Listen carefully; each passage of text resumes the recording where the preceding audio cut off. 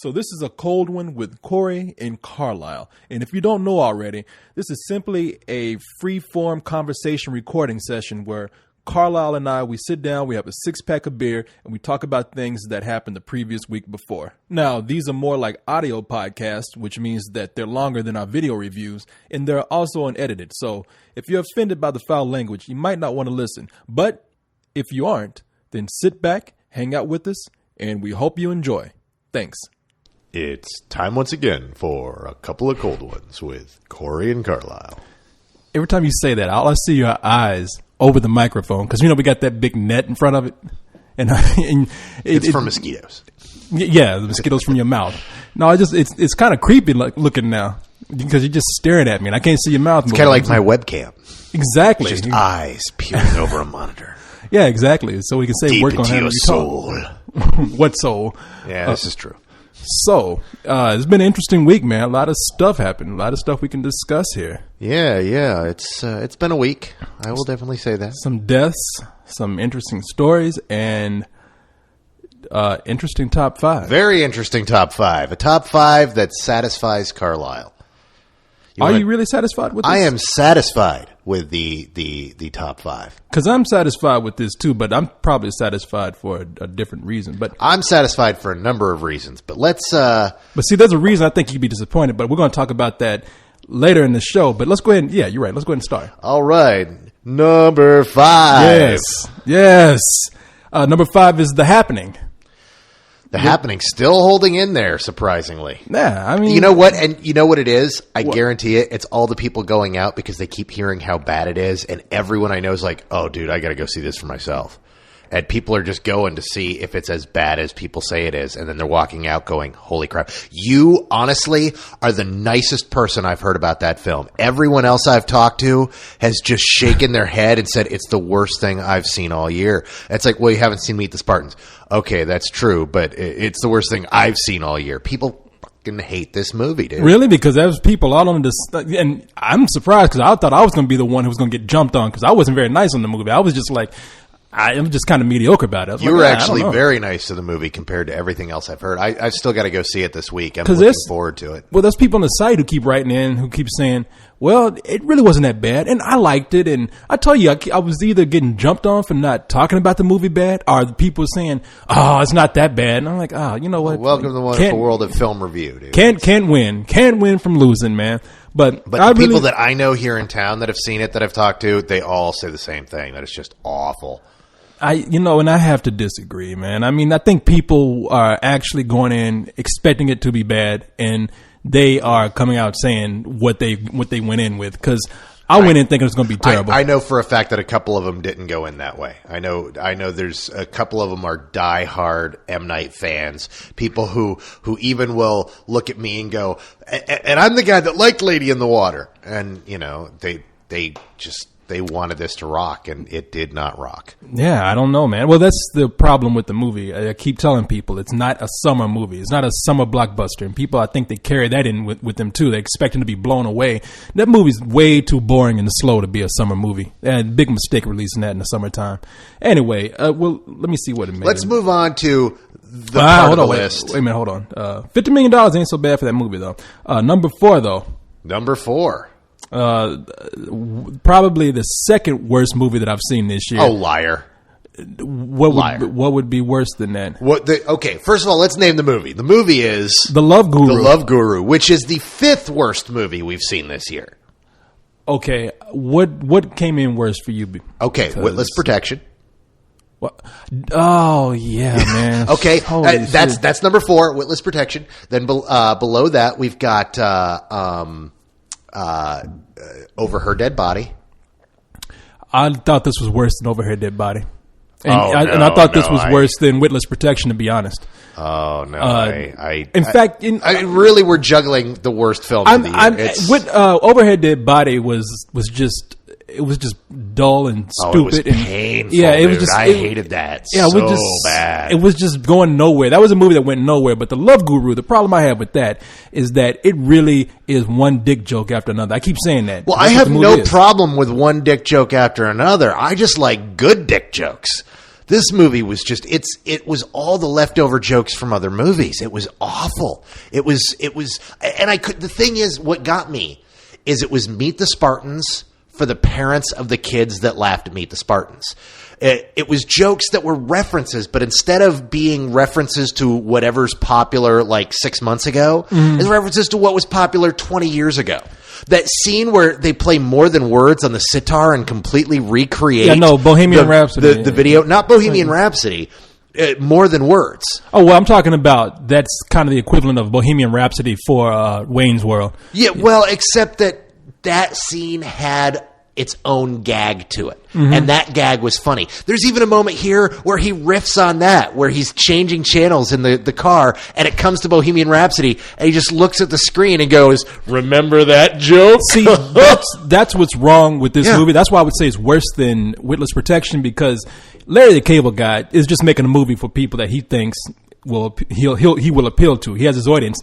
For some reason, no. That does not excuse how bad that movie is. Because Mike Myers he just comes across as being very smug about what he's doing, as in saying anything that I do is going to be funny because I was Austin Powers and Wayne at one time. But all you're doing is you're adding extra. You're making this movie worse because you expect more out of him. When really, as bad as this film was, Witless Protection was worse. I saw Witless Protection program. I giggled a couple times during this movie. Not very often. There was, the best joke in the movie's in the credits with Vern Troyer, and that wasn't even in the movie. No, I didn't even laugh once. See, that's what we were complaining about. I was talking to Harry and to Martin, and we were all like, the problem with this movie is we didn't get one laugh out of this film. No, I didn't say laugh. Well, no, you did. I know that for a fact that Harry laughed twice because I was sitting next to him. And we both laughed at the same things. The funniest joke in the movie was after a long string of terrible jokes, and then out of the blue, Jessica Alba goes, "I don't remember the last time I've laughed so hard." And it was just so painful. But you were laughing because you were pissed at the movie. You're not laughing at the movie. Yeah, no. I'm not arguing. That movie's fucking awful, and I'm glad to see that this movie took fourth place. Yeah, $14 million. I mean, 14,000 is wishful thinking on my part. $14 million. I would stand by this and say this is actually the second worst movie I've seen this year. Meet the Spartans is first. It's the fifth worst movie I've seen this year, but then again, we've seen some stinkers. None of those movies pissed me off, though. None of those movies made me mad, but oh well, fuck it, whatever. The movie's going to be out next week, so. Number 3... This is what I thought you'd be upset about. Oh, no, because there's a reason for this. But number 3 is... The Incredible Hulk. That's right. No. Now, it's barely number 3. That's the thing.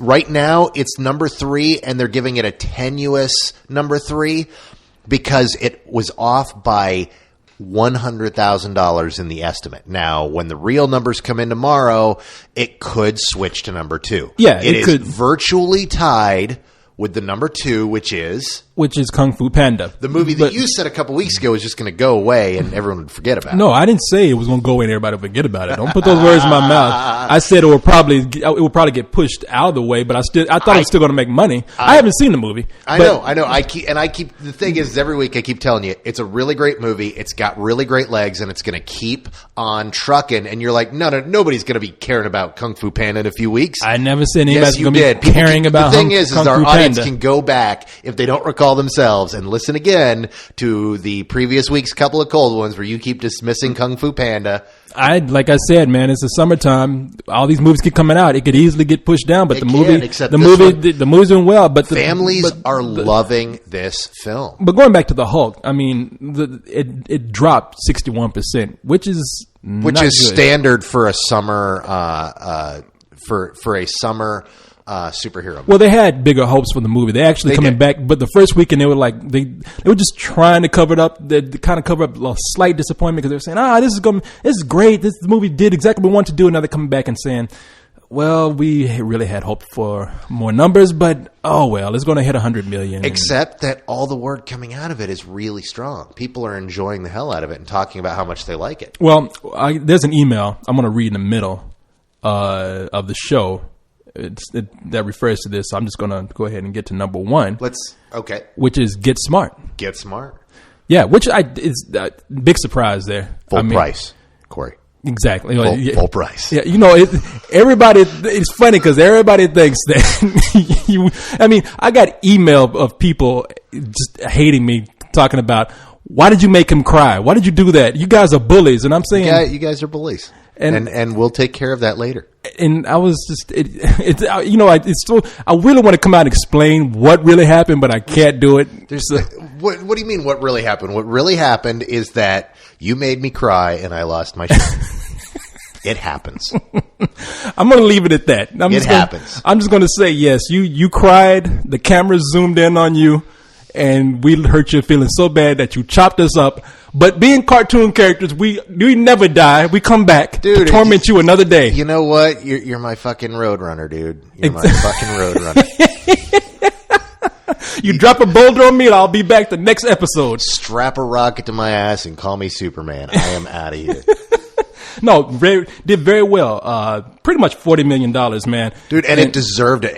I keep getting email about this, and everybody just went and saw this and said, wow, that was a fun time. It was a really good, fun summer movie, which is exactly what I felt it was. It was it was really funny. It made me laugh repeatedly, and it was just a fun comedy, and it was a good, wholesome kind of comedy to where it wasn't, it was the perfect antithesis to The Love Guru. It was not a string of dick jokes. What? That it was not stupid, not full of dick and piss jokes and all that kind of shit. Yeah, no, it was. I'll be the first to say I still stick by what I say. I think it's a summer movie that does what it's supposed to do, but is it a good movie? I don't think so. I think it's just an okay movie. But that's just me. I mean, I knew the movie was going to do well, and I had no problem with it doing well, especially after seeing that piece of shit, The Love Guru. I came out and I was just like, holy shit, Get Smart is goddamn Citizen Kane compared to that shit.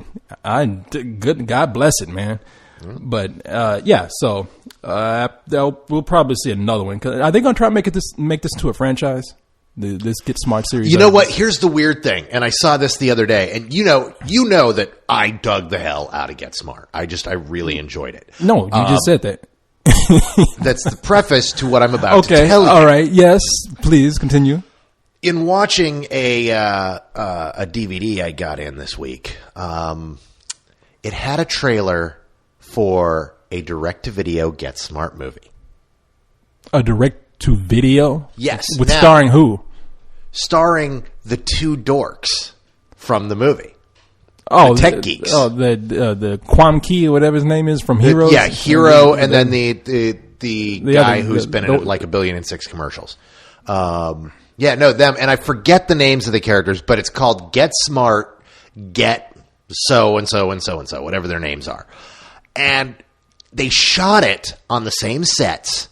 And apparently, I'm guessing there are cameos by a lot of people. I know that for a fact that Patrick Warburton is in it. Keep going. I'm going to get the ice pack. But I can hear you from across the room. Go ahead. No. So this is – the thing is, though, I don't know if this is going to be any good or not. I was sitting there watching this movie going, you know what? I really love these characters. I wish we could see more of these characters. And then they're like, oh, hey, great, because we made a direct-to-video movie about these characters. And now I'm kind of like, oh, I don't know about that. That kind of frightens me. It's kind of like, when a buddy says, oh, you know what? I'm going to be moving 6 months from now. I have returned. Yeah. Well, give me a call, man, and I'll help you move. And then he calls you up and goes, hey, dude, you want to come help me move this week? Oh, I don't know about that. If it's direct to video, I'm going to say it's not that good. That's just me. What? Don't say that. I will say that. I don't know. I haven't seen it. Sure. But you're talking out of your ass. Every week I'm talking out my ass like you never do. Breath smell like shit sometimes. You talk so much out your ass. But please continue. Go ahead. Oh, you're going to cry again? Get your axe out. Go ahead. No, come on. What do you got to say? No, what I got to say is you're talking out your ass. I'm sitting here going, I don't know, man. This looks kind of iffy. Yeah. But I'm not saying it's going to be bad. I'm going to watch it when it comes out, I'm looking forward to checking it out and hoping beyond hope that it actually is worth watching. And because it's an interesting concept to shoot a second film at the same time you're shooting the main film. I mean, this is not a film. I'm just saying, look, I don't know. I'm just saying when things go direct to DVD, they at least have subpar quality of what they're doing. They kind of rush it. Sometimes, and sometimes they're direct to video gems. Maybe so. Name one. Name one? Yeah. Oh, God, Boondock Saints. I didn't care for that one too much, but yeah, it's got a huge cult following. Yeah, I know. I mean, other things have I'm gone not part of that cult. We've got Gotham Knight, Batman Gotham Knight, which comes out here in 2 weeks, direct to video. Yeah, no, I can't wait to get that. Yeah, no, the Justice League movie that came out just a little bit ago. Never saw it. New Frontier. That was a great movie. That was direct to video. I heard mixed things about that. Yes, so depending on half the people I know just loved it, and half the people I know were disappointed because their favorite parts of the comic series didn't make it in. But anyhow, I think it's an interesting experiment, and I'm curious to see it. But I'm not excited, so don't think that I'm like, oh, this is going to be awesome. I'm like, I don't know. No, I know. I'm just fucking with you, man. I'm just trying to get some conversation out of you. Oh, yeah, because I'm not talking right now. No, I said I just wanted to give you something to talk about. Where I got all this straight right here and put the ice underneath the computer. But let me see here. I have an email here that says, and let's see what. God damn it. Nothing but professionalism here at Spill.com. Silver Surfer. Silver Surfer forever? Yeah, I just talked to this guy. He's actually a pretty cool dude, man. Not quite the type of guy I'd expected him to be just by looking at his profile. But anyway, he writes in and says, so, fellas, during your show, you're commenting on the top 5. So, why do you think that with good word of mouth that the Hulk still had a 60% drop-off in the box office? And I've been saying this for weeks. I just don't think it was had the hype that Iron Man did. I mean, we look at Iron Man, and I think everybody expected it because it's a Marvel movie. It's the Hulk. It's a big property. Everybody expected it to be do a little bit better, and especially since it's better than the first movie. But I think that there's still caution. This is just me. I think there's still caution with the audience that saw or even heard about that first Ang Lee movie. And that kind of carried over into this film, too, which is unfortunate, I think, because it is a better movie. No, that's what I think it is. I think it's the first film. The people who haven't seen it yet, that's what I'm hearing. The other thing is that, you know what? It's a weird summer that is just saturated with superhero movies. I mean, in the span of 2.5 months, we're going to get 6 superhero movies. Yeah. No, and this was a weekend where, $54 million were spent on seeing comedies this weekend.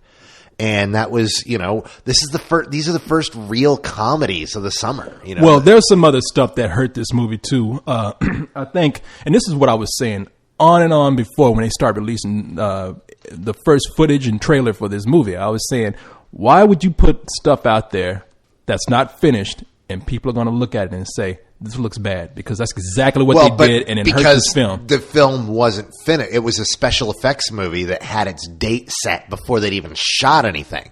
It was one of those films where they were working on the special effects up until they struck the prints. Yeah, but you can't do that. You cannot release subpar special effects out there because it's going to make people look at it and be like, oh, shit, this movie is bad. No, I agree with you. I'm telling you why they did it. You said, why would they do it? I know. Because it's the only... Because I understood why they did it. I understand why. I'm just saying can't have a Hulk trailer without the Incredible Hulk in it, and if the Hulk isn't done, I think it was a terrible mistake not to see. This is one of the things, like J.J. Abrams, who's working on the Star Trek movie.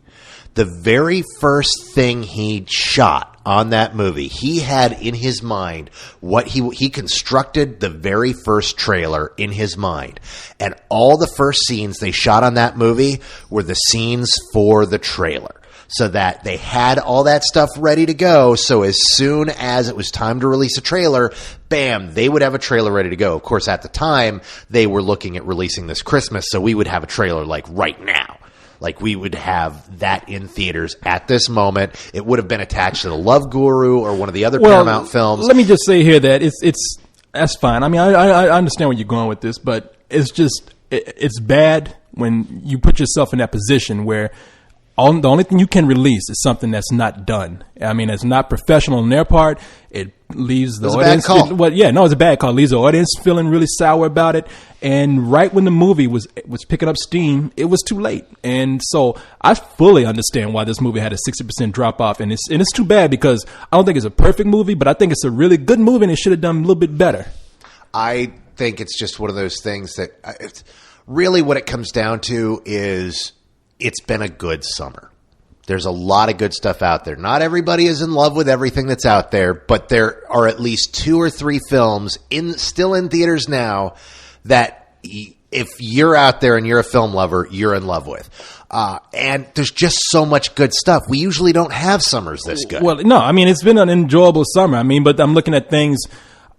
I'm not going to even say Iron Man because that was an exception. I mean, that movie just had everything going for it. But hold on. But then you have something like Kung Fu Panda, which came out of nowhere, but for some reason is a really good movie. Didn't have any negative press or image before it, and that movie, as we just discussed, is kicking all kind of ass right now. Well, the thing is, it's not kicking ass as much as it's just got legs. It came out its opening weekend and did what you'd expect an animated film to do, but most people wrote it off, and then kept hearing their friends come back going, dude, it's really good. You got to go see it. Man, and so more people went and see it, and it's doing steady business. Three weeks, that movie's already got $155 million. That Panda's beating the shit out the Hulk. Well, that Panda's out of the Hulk, slapping the fuck out the Hulk. Keep in mind that there's 2 other movies that it's up against this summer that made that in the first week. In Indiana Jones, again, you see what they did? They released Indiana Jones, a nice trailer.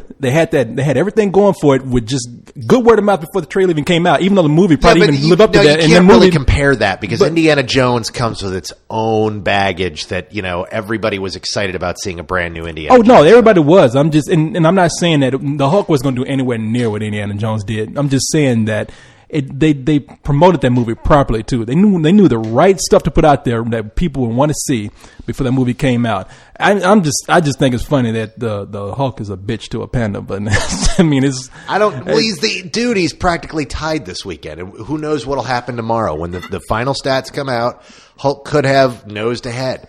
I don't know. It doesn't surprise me because the kids, dude, they're off.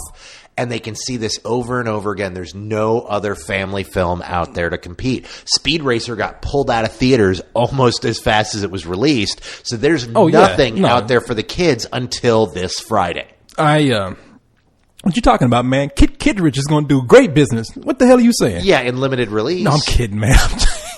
I'm joking. Nobody ever heard of no goddamn Kittredge. No, I think that the Hulk is not going to reach anywhere near the numbers that even the Kung Fu Panda is going to get, and I just don't know. I mean, I don't think it's going to hurt their whole plan on making this. No, movie. Because it did well enough, and it's going to do really well on DVD. It's because it's one of those films that there's just so much good word on. People are just cautious. And really, there's a lot of competition for the dollars out there right now. That's really the thing with this summer is this summer is just too good. There's too much good stuff. Or if it's not necessarily stuff that everyone's in love with, it's stuff everybody feels obligated to see, like Indiana Jones. Yeah. There are people who are just like, dude, I have to see it. So I think that's really...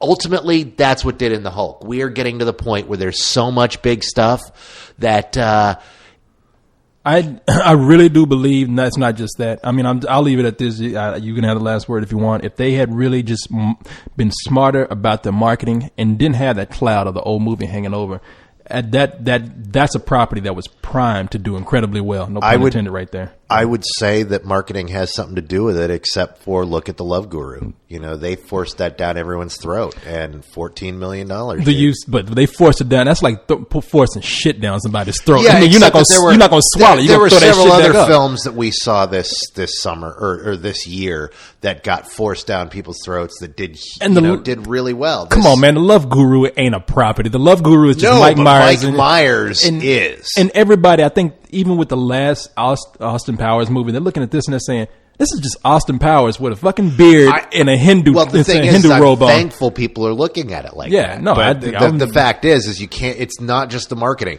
The first trailer wasn't that great, but every subsequent Hulk trailer was awesome. As it got closer and closer, it got better and better, and it looked great. I think it's more than just weaker CG in the trailers. I really think what it comes down to is we're just having a saturated summer. I think we're going to start seeing films that we're getting later into the summer. We're going to start seeing films that should do really well that are going to have drop-offs because there's really great I competition. disagree. I think that's a movie that should have had more legs to it. So much for letting me have the last word, asshole. Well, I can't do it. You know I can't do it. I know you can't. Can't shut up. You know that. Hey, I'm not going to see this disaster movie, man. I'm just not. That's what I'm here for. I'm your man in Amsterdam. You can do it, man. I haven't even watched the trailer because there's no need. Okay. I'm going to walk into this movie blind and just knowing that it's a Seltzer Friedberg production. Yeah, people. For those of you who are new to the site, I mean, we hardly ever talk shit about anyone. As a matter of fact, we had Fuck off. We hardly ever talk. No. We talk shit about people when they deserve it. In fact, we had this thing last week. You've talked shit about me like 5 times on this recording. Oh, talk about you? Yeah, we're talking about people who are celebrities and shit. We don't try to pick on people, but in fact, we had this thing called Douche of the Week last week, where someone wrote something about M. Night Shyamalan. And it was just mean. And the members jumped on and said that didn't seem like us. Me and Leon got on there and said, we're sorry, this isn't us. So we try to be fair. We don't pick on people. But the point is, these two guys, what are their names? Seltzer and Friedberg. What are their first names? Do you know? Yeah, it's Aaron Seltzer and Jason Friedberg. Now, those two guys are responsible for Meet the Spartans, Date movie, I believe, and Epic movie. Yeah. And if there's they were 2 of the 6 writers on Scary Movie. Yeah, Scary Movie. And I don't even know if it was Scary Movie or if it was like Scary Movie 3 or Scary. I don't even know where they came from. What I'm saying is that even with me saying I hate the Love Guru, or when I wrote about the box office today, I even said, look, I think Mike Myers is a talented guy, and I really do. I've seen him when he's just improvising. I've seen him in interviews. I think he's a smart guy, and I think he's a talented guy, which makes me disappointed that he's doing stuff like this. No grudge against him at all, but if there's anybody that I cannot stand, that I can say I hate, not maybe as people, but just as writers or producers or directors, it's those two guys, Friedberg and Seltzer. They have taken Uwe Boll's position, dude. They have seriously moved in there and said, fuck it, we are the worst filmmakers in the world. Uwe is jumping up and down on YouTube going, no, look at me, I am the German, look at me, you hate me. I will challenge Michael Bay to a pissing contest on YouTube. Oh, come on, look at me, hate me, people, please. And everyone's like, fuck that, we hate these 2 douchebags who fucking make these lousy ass movies that are worse than yours. I would say Uwe Boll is a genius next to these guys. I mean, I cannot stand these guys. They are my arch Let's enemy. not go that far. I hate these two. If they were your guys, arch enemies, you would be there with me, dude, seeing Disaster Movie, which they're not going to screen for us. They won't give us a screening of that. I hope not. I mean, let me say this. Somebody put the trailer on my profile today, and I watched it.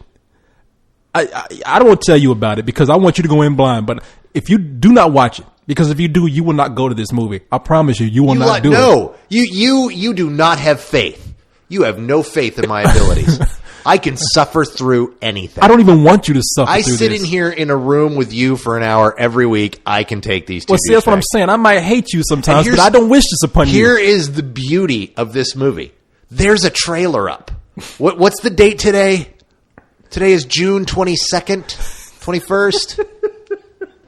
Hey, man, look. No. Here, let me finish my thought. I'm sorry. Go ahead. I thought you were done. What's the date today? It's the 22nd. It's the 22nd. They started shooting this movie on May 4th. May 4th, they started shooting. They've got a trailer up a month and a half later. What kind of quality control do you think these 2 motherfucking douchebags have? Zero. Sons of Zero. They are simply existing from the fact that they know that we're going to fucking pay to see it just because it's fucking awful. Man, let me tell you something. The summer ain't even over yet. It's not even over. The summer has just begun. These 2 shitbags right here, they got references to Iron Man, the Hulk, and a movie that ain't even out yet. Fucking Hancock, man. They got a Hancock joke in there. That shit ain't even out yet. Dude, they made the Hulk reference and the Iron Man reference before they saw the fucking movies. That's what they've got to do to stay relevant. And really, you know what? I'll give them points for that, for the fact that they can shoot a movie that quick and put the references in as fast as they can. They're not going to be funny. They're not going to have anything to say. And really, that's what's sad. A great movie like this really should point out an irony in a situation, that they're not going to be able to do. I hate these motherfuckers, man. I hate them. Yeah. I hate them. I'm right there with you, dude. Look, I mean, they consistently put shit out. I mean, I am really curious to see if this movie's going to be number one. Because if it's number one, I'm building a log cabin out in the woods and I'm first moving. of all, what weekend is that coming out? They said in August, and now they had a date on there. Late August. I don't know what it is. I think it's August 20 something. Well, and that's going to be a weekend where there's hardly anything. What I would love is if someone. The thing is I want to say if you put out a good movie against it, it'll kick its ass. But look at what happened to Rambo, dude. Rambo was awesome, and Rambo lost by $500,000 to these. I know Rambo was so many years late, and it was a rated R movie, so I can kind of understand from a business angle. But I see what you're saying. I mean, anything. You know what? Anything. We need to get a movie in theaters for that date. We'll call it Dudes Kicking Each Other in the Nuts, and it'll just be me, you, Leon, and Cyrus kicking each other in the nuts for 90 minutes over and over again. The teenagers will come, man. We'll draw away from Seltzer and Friedberg because they'll look and go, I don't know, disaster movie looks pretty good. It's got Iron Man and Hulk, but these guys are kicking each other in the nuts. You know what? Because that's funny. It's already better written than anything they've done. Dude, that concept alone. I'm a genius. I'm a genius. You're I'm the king of the ball kicking. You're the fucking genius. No, it's, man, first of all, will this be CG effects or are we really kicking each other in the nuts? Because I need my balls. Dude, no. You need your balls. I need my balls. I don't have to tell you. You don't need your nuts. I need my nuts and everybody else. I'm doing the world a favor by keeping my nuts. Dude, we'll have Cyrus be your stunt cock. We'll just cut to a close up. Nobody will be able to tell the difference. He's not as big as I am, but sure, take him. No, I just. Is that a fat joke? No. I just want to tell you. I just want to warn you about this ahead of time because dude, I knew you would do that. I want to go. And guys, please stop emailing me about this. Please stop sending me links going, oh, I don't know if you know about this, Carlisle, but no, I fucking know about this. No, I get Believe me, this is so on my radar. You have no idea. I get that email every day. Every day. It's like, oh my God, this is just, of course I know it's coming. But no, you know what? No, keep me posted because I need convincing. I'm going to be there and I will do this alone. Or you know what? Maybe I'll plug in the co-host and me and the co-host will go to town. I don't know, but I'm going to be there because I got to see it. I have to endure. See, I'm talking all this shit, and I know I'm going to be there. That's why I'm so pissed off, because I know I'm going to be there. You're just going to be morbidly curious. Yeah, I'm just going to... It's kind of like, dude, I got your dead mother under this sheet. I don't want to see... Well, would you leave? Pull the sheet back just a little bit. I kind of want to see it.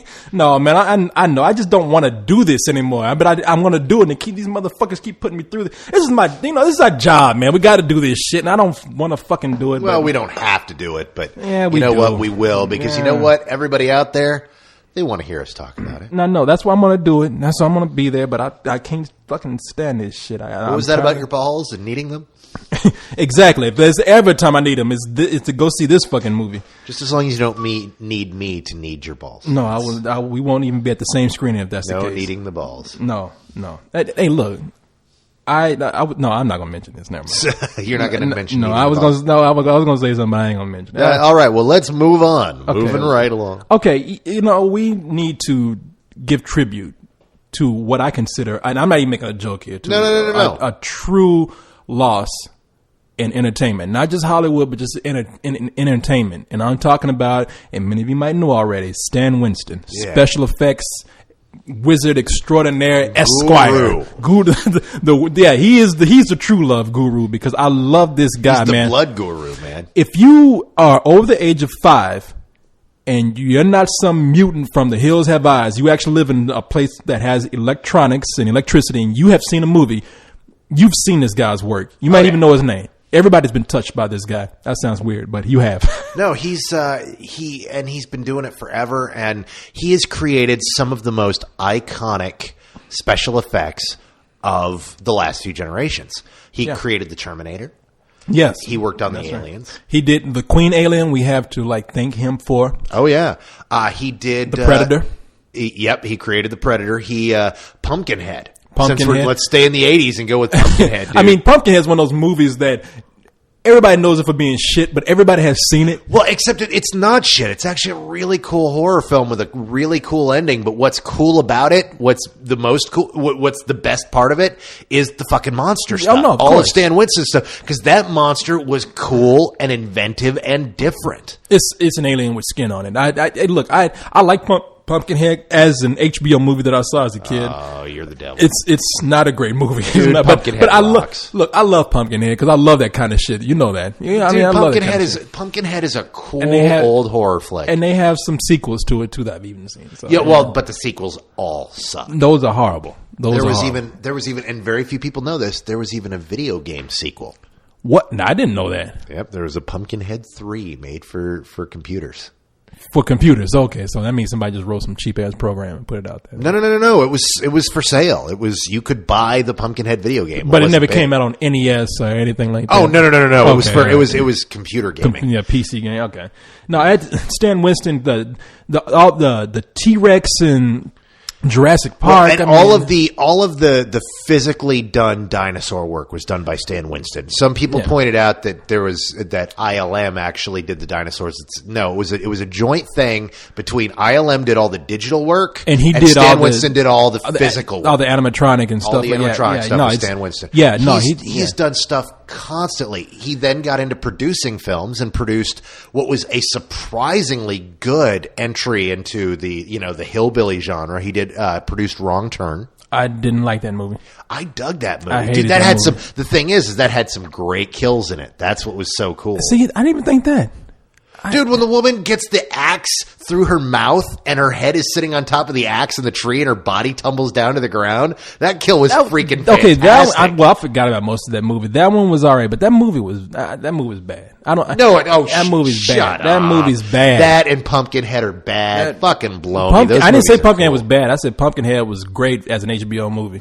I mean, and it came. That's why I saw it. That's HBO. a backhanded compliment, dude. That's like saying you're a good lay for the only guy I've had sex with. I tell you, today. if Pumpkinhead had come out in theaters, God bless you, Stan Winston. It was in theaters. What, Pumpkinhead? Pumpkinhead was not direct to cable. Pumpkinhead was in theaters. That movie didn't win. That movie did not go. It came out in the 80s, dude. That movie, I don't recall that movie. Look, I'm not going to argue with that. I recall don't recall that movie ever been released in theaters. I remember that movie. If it did, it was a very limited release because that movie did not go to theaters everywhere in this country. That was not a crack. That was not a major one of those release. Things where because you didn't see it out there, it didn't exist. I'm from Waco, man. Maybe it didn't come to Waco, but that movie was not a major release. I can tell you that right now. That movie rocks. Hey, I saw it on HBO. It was cool. If I'd seen it in Wrong theaters, Turn. I'm not calling it genius, but it was one of those films we walked into going, man, this is going to be awful. We acting like walked Pumpkin, out going, dude, that was fun. We acting like Pumpkinhead is Stan Winston's greatest creation. Pumpkinhead. For those of you who think that he just did Monsters, though, his last, I don't know if it's his last, but I know the last thing that I remember him doing is Iron Man. He did the first suit. He did the first suit. Yeah.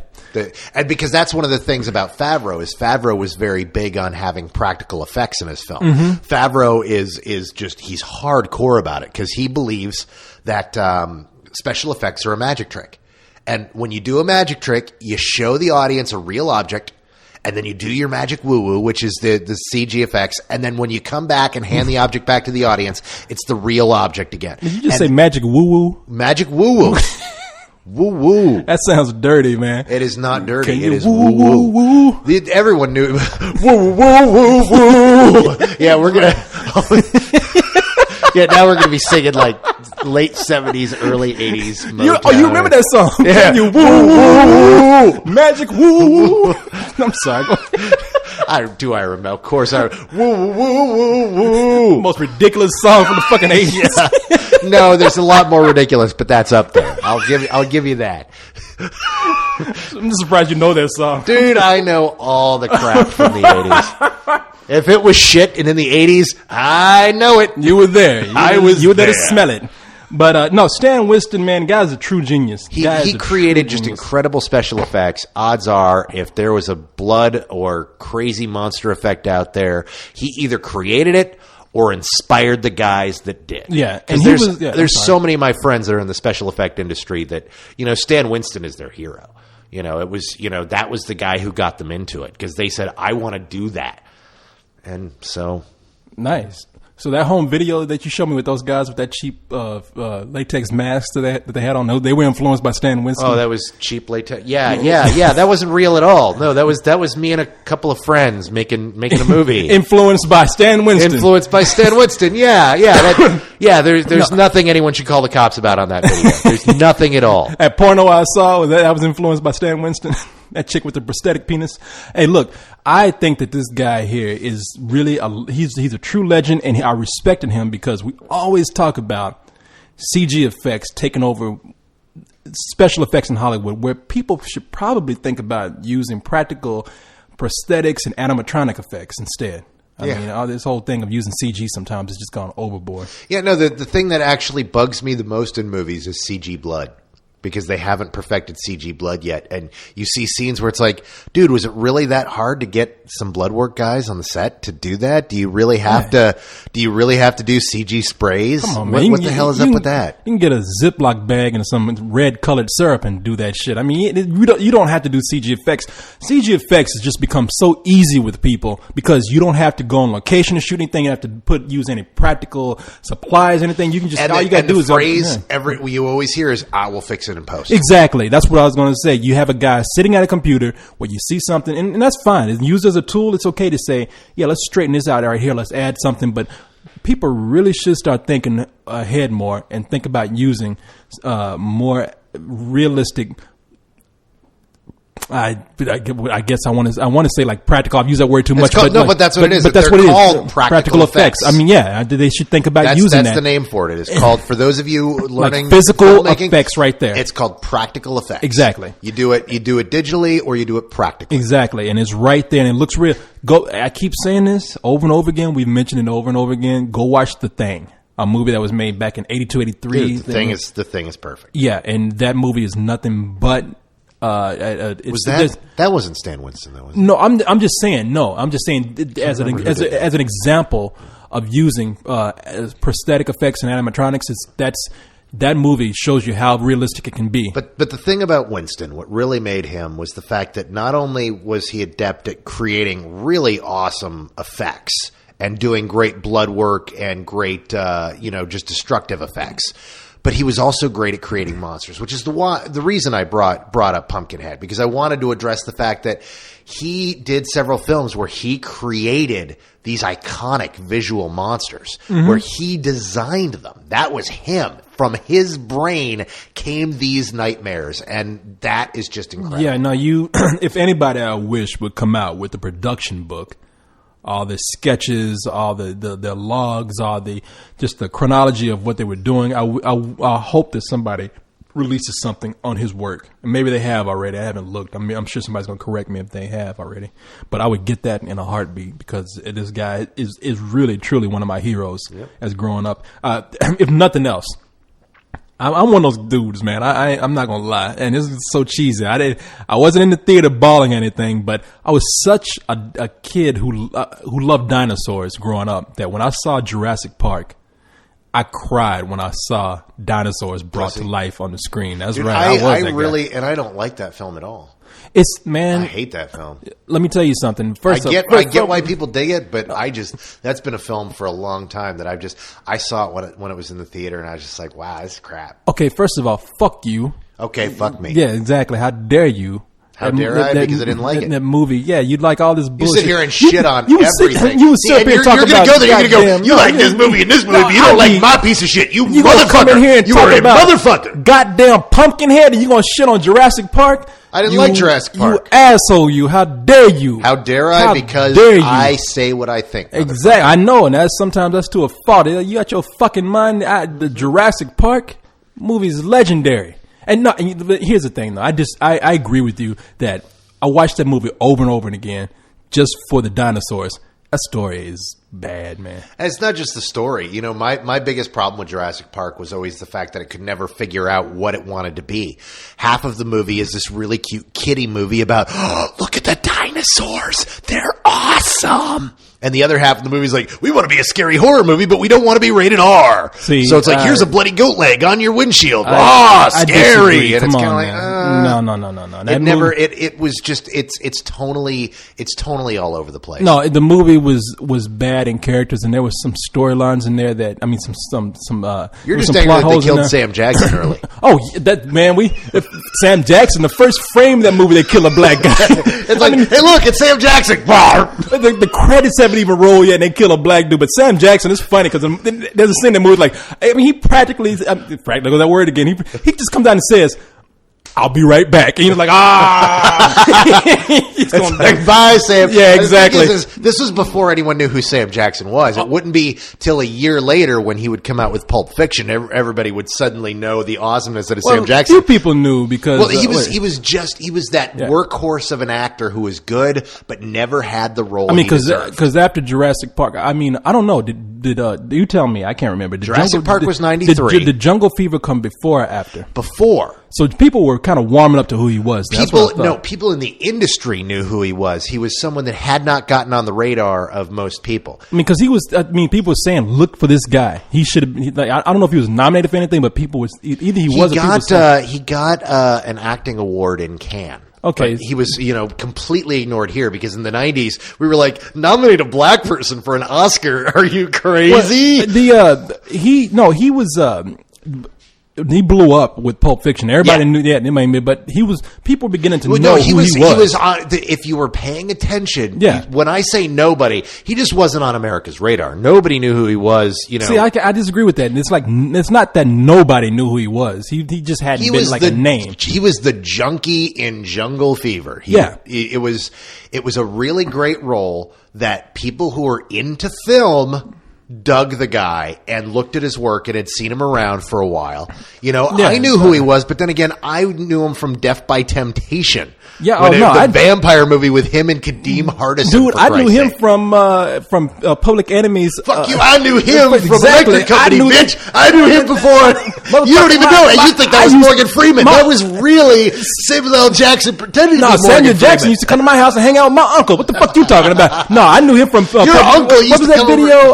911 is a joke. I knew him from that shit. It was like, that's that dude, man. Coming to America. It's like, because before he was way before Jungle. I mean, even before Jungle Fever, I was like, that's that fucking scary black dude. That dude scares me, man, because he was crazy looking. And the thing is, he was a workhorse for the longest time. You go back and look at his work before Pulp Fiction. He used to joke about it too. He used to make comments about the fact that the only gigs he could get were playing the scary black dude and the first guy killed in the movie. It's funny because somewhere Stan Winston's looking at us and like, wait a minute, what happened to fucking me? I thought y'all talking about me.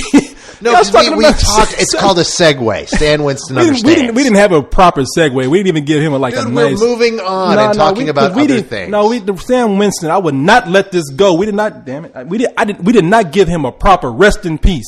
I have to give him a proper goodbye. And raise the beer. And there you go. And tap rest in peace. Tap it. Stan Winston, my hero. Brought dinosaurs to life for me. Stan the man. That's right. Right, and Stan Winston would be so ashamed of you talking shit about Jurassic Park like that. That movie brought brought people's dreams to life. I didn't bash on his Sit up here and talk about goddamn awesome. Pumpkinhead, and you gonna bash on Jurassic Park? Damn right I am. Are you crazy? No. What kind of goddamn world are you living in? I don't like this. I'm living in a world where I watch good movies with Lance Henriksen. Exactly. That's why you fucking love. What was that movie that you loved so much when we first met you? Like when we first, right before we brought you on, the first thing we were like, what the fuck? No, you're thinking of the movie that I enjoyed that I found funny. That was this culty movie that most people hate. You're thinking Death to Smoochie. Death to Smoochie. That's the first thing we saw you on. We all looked. Leon and I looked at you and like, what the fuck is going on? You like this shit? It was crazy dark humor. There are a lot of people that like that movie. It's a very underground kind of culty thing. It's definitely not a mainstream film at all. You know what else is a culty thing? Scientology. That shit ain't that good either. No, that's a cult thing, not a culty thing. Exactly. And what you in the cult of Smoochie with that shit. You know what else is culty? Fucking Blow Me. Really? Yeah. I'm not a part of that cult yet. No, you will be. I don't think I will. I'm going to turn that down. Thank you very much. But you got something you want to talk about? Do you have anything that you want to talk about? How much time we got left? We have 12 minutes. Well, then you know what? We'll save that for later. Let's move on to the next email. You want to move on? We're going to do another email. Let's do another email. I know you got one. Oh fuck! You know what? I just lost it. Aww. I just got an email in. Oh, good. No. Well, don't do that. I mean, no, I'm not going to do that one. Oh, let's see here. Dear Corey, I love you. I don't think you get those that often. Not that often, no. Just from Kent. Gee, what do you know about Kent? I know that he loves you. Oh, you know what? This is a good one right here. All right, let's go. Hit me. Okay. So he says, this is from Aaron. Aaron, who I want to give the biggest thanks to. Oh, you know what? Before we get to the email, this is what I want to do. I want to say that I don't want to put any specifics out there, but we probably had our best week ever. And I just want to thank everybody, first of all, out there for being who you are, coming to the site, making it what it is. And so far, we're growing pretty well. And a lot of people have asked me, what are you going to do to celebrate this? And I'm thinking, I'm going to ask you a question here. Nude bingo. There you go. Answer right there. There you go, ladies and gentlemen. Whatever the question is up in the air, the answer is nude bingo. B14. I got a B14 down there. I'm going to take my clothes off right now. I got to pick up the bingo boards back there, Carlisle. Nude bingo. 20. Tomorrow people are going to have a discussion wondering, what the fuck is nude bingo? How do you play that? I think it's pretty self-explanatory. You think so? Playing bingo with no clothes on. What the fuck? Yeah. I would never be in the same room with you doing that, though. Because you want to know where I was getting the balls from. No. All right, so what's the question? A lot of people have been asking us, what will you do to celebrate? Now, I've thought about this, and you were there. You remember when we first did the site before this? I threw this big party. Which site? You know that big party I threw. I don't want to say, but you know that big party. You could say it. It's defunct. When you were talking about other site, I don't know if you're talking about the various incarnations of Spill or if you're talking about the Real Deal that we used to do back Okay, I'm talking about Real Deal. Yeah, when I remember first the Real started Deal out, party. Before we moved on to Spill, we'd had another thing called Real Deal, and that is the thing that kind of led to Spill. But yeah, we threw a big party for that. Secret. Okay, so we threw a big party for that. And a lot of people came out, and people I've never seen again. Exactly. Well, they came out and drank our beer. Well, you don't see them because we do a website. And what was actually kind of cool was the song that plays at the end of every... the band was there. The band was there performing that song? Vehicular. They played a live version of the song that you hear at the end of every video and a little bit at the beginning. They still together? Yes, they are. I think I heard last that they would still perform in certain places. We might have to bring them back. Hey, come on back, Vehicular. If nothing else, they'll have to do a reunion, like a reunion tour, one song in one spot. That was actually really kind of a kooky party too, because the person who was the manager of the bar that you chose to do that party was in high school with me, and she. She. Oh, you're talking about Chi? Yeah, Chi. Yeah. She told me that. Yeah, I went to high school with her. She told me not only just went to high school with her, we had several classes together. Like, I knew her, fairly well during high school. It was like, what are you doing here? Yeah, we had the party at this place called the Beauty Bar, and I was working with, to get it together, I was working with the owners of the bar, a girl named Chi and this guy named Jason. Jason owned the bar? I thought her and her husband owned the bar. Oh, wow, that's rocking. And Jason is the member of a band called, and you shall know us by the Trail of the Dead. I don't know that. I know that, man. It's funny because I've heard that band before, and I met Jason. I was like, wow, you in that band? That's cool. But they set that party up for us. So what I'm saying is, I want to throw a party when we hit 10,000 members. I said that a long time ago. When we hit 10,000 members and our numbers keep growing like this, because we really had some impressive numbers this week, I would throw a party. Now, here's the question. I would prefer to throw the party here in Austin. But maybe I could do something in New York where the crew could go to New York. And we could find some place to do it. Yeah, but you know what? I don't see, as much as I've been wanting to go and kind of chill in New York and meet the mysterious shadow masters behind that are pulling the strings of Spill. I kind of want to do it here in Austin with the people who have, been supporting us for, years. Well, at this point, we have people supporting us around the world. Yeah, I'm well aware of that. But, dude, I love Austin. I know. I love Austin, too. Look, I go to New York frequently, and I stay here. I can tell you, New York would be a really cool place to throw a party. It would just be really hard for people to get around. Austin is a really cool place. And if I do it in the summertime, if we hit 10,000 members by the summertime, I will arrange a party and try to do it here in Austin. I want to know how many people would actually come to this party from out of town. Oh, don't ask that because everybody will say they'll come. I know, and they won't show up, but I just want to hear this. I just want to know.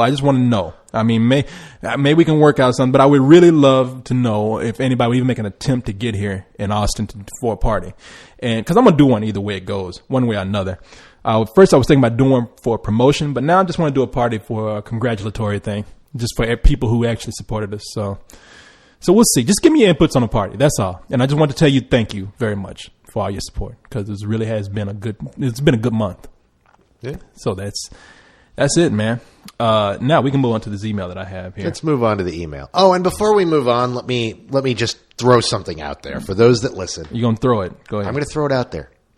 Please do me a solid and don't send me emails asking me to mention your email on a Coco. It's something that I've been getting a lot of, especially on Mondays after we post. It's like, hey, here's a question. I don't do the questions for a Coco. That's Corey. Send them to Corey. You can if you want. Well, yeah, except I don't. Okay. I just don't, because it involves having to print them up and bring them over here and decide between questions. And really, send me Ask Carlisle questions because we're kicking that back up again. I'm going to be answering questions in the blogs, and I want those questions. But mention just when you say, hey, can you mention this on a Coco? It's kind of like, no, I can't. I'm not going to think of it because you're sending me this and that's not where my head is. So send them to Corey, and Corey likes to bring those up, but me, I'm not going to bring them. Seriously, guys. All right. Well, we have 5 minutes here left. Perfect so let's time to answer this question. All right. As I had started earlier, this is from Aaron. Aaron's one of our most active members. I feature him a lot on the front page, and he says... Which one is Aaron? Aaron does a lot of news, man. He's the one with the Simpsons icon, the avatar. He's on the front page a lot. He really is. He goes beyond the Call of Duty for this stuff. But Aaron says, anyway, he says, so I went to see The Love Guru on Friday, wrote my review, and gave it a very low rental. But after I wrote it and saw both the video and audio review, I started to remember everything that happened in the film, and I realized at that point it was all bullshit.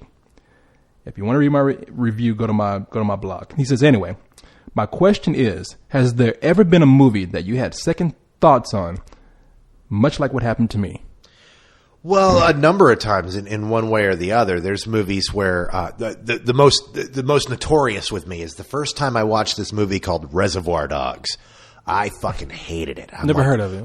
Yeah, no, never heard of this movie. And a lot of people felt this way. The first time you watch it, you're like, what the fuck? Are you kidding me? You ended a movie? Like, what the hell? But then the movie doesn't leave you alone. All week you're thinking about it. And I'm like, you know what? I got to check this movie out. And you sit down and you watch it again. And you're like, holy crap, that movie's genius. Wow. That movie. And that was the movie that kicked my ass back in the day. That was in a good way. The original Hulk, the first time I saw. I knew you were going to say that. But because that's the one where really, you know me. I don't reverse my opinion often. I'm not one of those guys where I'm all hyped up 1 minute and then like you talk to me 6 months later, I'm like, what the fuck? I hated that movie. No, I'm pretty constant on my opinion on things. So when it changes, it's kind of a big deal. And the Hulk was that way because I saw the Hulk very early and I was just so excited to see the Hulk on the big screen. I'm like, oh my God, it's the Hulk. It's the Hulk. Oh my God, it's so awesome. Oh my God. I remember your first thing that you said was, it's the Crouching Tiger, Hidden Dragon of superhero movies. I'm like, that doesn't sound good. Yeah, no. And then of all people, Leon was at the screening with me, and he's like, man, what are you talking about? That movie's crazy. And he like laid it out like in his terms, like this is what's wrong with it. This is what I didn't like. And I was listening to him like, no. So I went back and I watched it again when it came out, and I'm like, crap. He's right. This movie is not all that. And I started seeing all the problems. And I still like the original Hulk. There's a lot of it that I do like. I think the new one kicks the crap out of it. The new one makes me want to forget the old one. That's how good it is. But really, that was the movie that really did that with me. Yeah, I'll just say real quick, I'm always on the fence about movies because I'm always thinking rental matinee, full price matinee, and there's two movies I'm like that on this summer that I've always teetered on and just went ahead and just toppled on the advantage of the movie. We always talk about the you don't want to mess with the Zohan movie or Zohan, and I was between rental and matinee on that movie. I gave it a matinee just because I usually don't like Adam Sandler, and I said, all right, matinee, I'll let it go. But I really was originally rental on that. Same way with Indiana Jones. I was between matinee and full price. I was entertained, so I said matinee. But the movie, so I said full price. But the movie I really changed my mind on, being pissed off, was Funny Games. I was pissed off about that movie when I saw it, and I thought about it in a different light. I thought about it just as a horror movie instead of making a statement about violence. And I was like, hey, I enjoyed it okay. So whatever. So I just want to answer that real quick because we're about to get out of here. We got one more minute. I'm sorry. I just watched Funny Games last week, and I hated it. Did you? I got what they were going, and I got the statement on violence, but still, it was just... It's a movie that's going, you know what, we're going to make you feel uncomfortable and feel bad about yourself while you're watching it. And I don't like those kind of movies. I get what they were doing, and I thought they did it well, but yeah, I still hated the experience, and I'm never going to watch it. See, I hated it but looking at it as a straight horror movie, I was like, okay, that's cool, whatever. I mean, I didn't love the movie, but I was like, I can enjoy this. It's bearable. So anyway, that's it, man. We got like a few seconds left. Good night, everybody. That's it. Good night.